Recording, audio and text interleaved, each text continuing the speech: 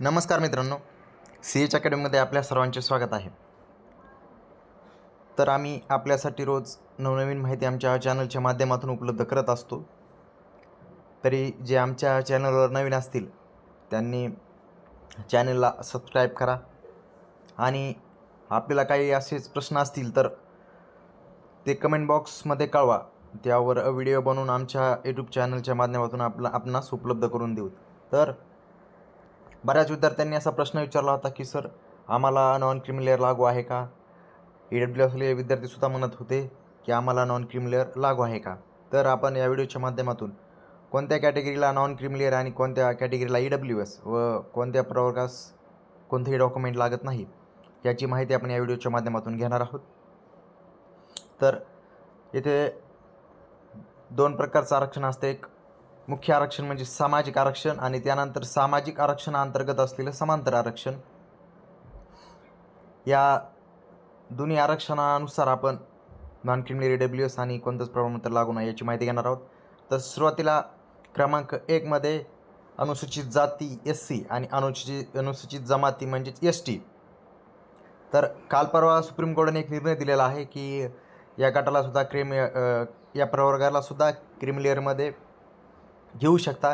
तर याचा आणखीन अंमलबजावणी झालेली नाही, ह्याला खूप वेळ जाईल। पण सद्यस्थितीत जी भरती चालू आहे त्या भरतीबाबतीत बोलायचं झालं तर SC आणि STंना नॉन क्रीमी लेअरही लागत नाही आणि EWSही लागत नाही। जे मूळ शैक्षणिक डॉक्युमेंट आणि इतर डॉक्युमेंट हे दिलेले आहेत हे या दोन कॅटेगरीसाठी लागू असतं। तर नॉन क्रीमी लेअर आणि EWS काय असतं? तर नॉन क्रीमी लेअर म्हणजेच सदन उन्नत 8 लाखाच्या उत्पन्नापेक्षा जास्त असलेले उत्पन्न ज्यांचे आहे ते नॉन क्रीमी लेअर आणि या EWS गटात मोडतात। दोन्हीसाठी एकच नियम आहे, फक्त नाव वेगवेगळे आहेत। त्यासाठी प्रमाणपत्र काढण्याची प्रक्रिया ही बऱ्याचपैकी सारखीच आहे। तर SC STला नॉन क्रीमी लेअर आणि EWS लागत नाही। या दोन्ही कॅटेगरीने EWS आणि नॉन क्रीमी लेअर हा शब्दच आपल्या डोक्यातून काढून टाकायचा आहे। कागदपत्र पडताळणीला याचा कसलाही विचार करायचा नाही। हे दोन्ही सर्टिफिकेट या SC आणि ST कॅटेगरीला लागू होत नाहीत। त्यानंतर पुढे विमुक्त जाती म्हणजेच VJA यासाठी नॉन क्रीमी लेअर लागू आहे। तसेच वरती आपण SC ST पाहिलं होतं, यामधील महिला माजी सैनिक, प्रकल्पग्रस्त, भूकल्पग्रस्त आणि पदवीधर अंशकालीन यांनासुद्धा नॉन क्रीमी EWS लागू नाही आहे। त्यानंतर खाली 3 नंबर विमुक्त जाती VJA तसेच त्या कॅटेगरी अंतर्गत असलेले समांतर आरक्षण महिला माजी सैनिक, प्रकल्पग्रस्त, भूकल्पग्रस्त आणि पदवीधर अंशकालीन या सर्वांना नॉन क्रीमी लेअर लागू आहे। ज्या अर्ज करणाऱ्या कुटुंबाचं उत्पन्न हे जर 8 लाखाच्या कमी असेल तरच त्यांना या आरक्षणाचा लाभ घेता येतो आणि जर 8 लाखाच्या वरी उत्पन्न असेल तर ते क्रीमी लेअर गटात मोडतात, त्यामुळे त्यांनासुद्धा हे लागू होणार नाही। त्यामुळे ज्यांनी VJAमधून अर्ज भरलेला आहे त्यांना नॉन क्रीमी लेअर प्रमाणपत्र हे सादर करावं लागेल। त्यानंतर भटक्या जमाती ब म्हणजेच NTA आणि त्या अंतर्गत असलेलं सर्व समांतर आरक्षण यांनासुद्धा नॉन क्रीमी लेअर लागू आहे। त्यानंतर NTB म्हणजेच भटक्या जमाती क या सामाजिक आरक्षणास तसेच समांतर आरक्षण यालासुद्धा नॉन क्रीमी लेअर लागू आहे। त्यानंतर भटक्या जमाती NTD यांनासुद्धा तसेच त्या अंतर्गत असलेल्या समांतर आरक्षणाला नॉन क्रीमी लेअर लागू आहे। त्यानंतर विशेष मागास प्रवर्ग म्हणजेच SBC यांनासुद्धा सामाजिक प्रवर्ग तसंच त्या अंतर्गत असलेल्या समांतर आरक्षणाला सुद्धा नॉन क्रीमी लेअर लागू आहे। त्यानंतर इतर मागास प्रवर्ग OBC यांनासुद्धा नॉन क्रीमी लेअर प्रमाणपत्र लागू आहे। तर मित्रांनो, आणखी एक गोष्ट इथं सांगायची आहे की हे वरी जे दिलेले प्रवर्ग आहेत VJA, NTA, NTB, NTD आणि SBC हे OBCचाच भाग आहे, फक्त त्यांना कॅटेगरी वाईज वर्गीकृत केले आहे। हे मूळ OBCच आहेत, त्यामुळे या सर्वांना नॉन क्रीमी लेअर प्रमाणपत्र हे लागू राहील। त्यानंतर पुढे EWS तर खुला म्हणजेच ओपन प्रवर्गातील जे आर्थिक मागास आहेत, ज्यांचं उत्पन्न 8 लाखाच्या कमी आहे, अशा गटाकरिता शासनाने EWS 10% आरक्षण दिलेलं होतं केंद्र शासनाने। तर त्यासाठी नॉन क्रीमी लेअर ऐवजी EWS प्रमाणपत्र ज्याची मर्यादासुद्धा 8 लाखाचीच आहे हे प्रमाणपत्र येथे लागू होईल। ज्यांनी EWS या प्रवर्गातून अर्ज केलेला आहे, ओपनमधील विद्यार्थी जे 8 लाखापेक्षा कमी उत्पन्न धारण करतात त्यांनी EWSमधून जर अर्ज केला असेल तर त्यांच्यासाठी ज्या वर्षात फॉर्म भरलेला आहे त्या फॉर्म भरतेवेळीचं व्हॅलिड AWS प्रमाणपत्र सादर करणं आवश्यक राहील. तर त्यानंतर SCBC, तर चालू वर्षात शासनाने राज्यातील मराठा समाजास SCBC अंतर्गत 10% आरक्षण दिलेलं आहे. तर हे इथून पुढे लागू होईल. मागील झालेल्या परीक्षेमध्ये याचा समावेश नव्हता. तर इथून पुढे यांनासुद्धा नॉन क्रिमिलियर सामाजिक आरक्षणास तसेच त्या अंतर्गत असलेल्या समांतर आरक्षणासाठी नॉन क्रिमिलियर प्रमाणपत्र लागू राहील. म्हणजे उत्पन्नाची मर्यादा यांनासुद्धा लागू आहे. त्यानंतर महत्त्वाचा म्हणजे खुला प्रवर्ग. यावरील 10 प्रवर्गाशिवाय जे आहेत ते खुला प्रवर्गामध्ये त्यांच्यासाठी नॉन क्रिमिलियरही लागू नाही आणि EWSही लागू नाही. यांच्यासाठी उत्पन्नाचा मर्यादा लागू नाही. हे खुला प्रवर्गामधून अर्ज करू शकतात आणि त्यांच्यासाठी हे दोन्ही लागू होत नाही.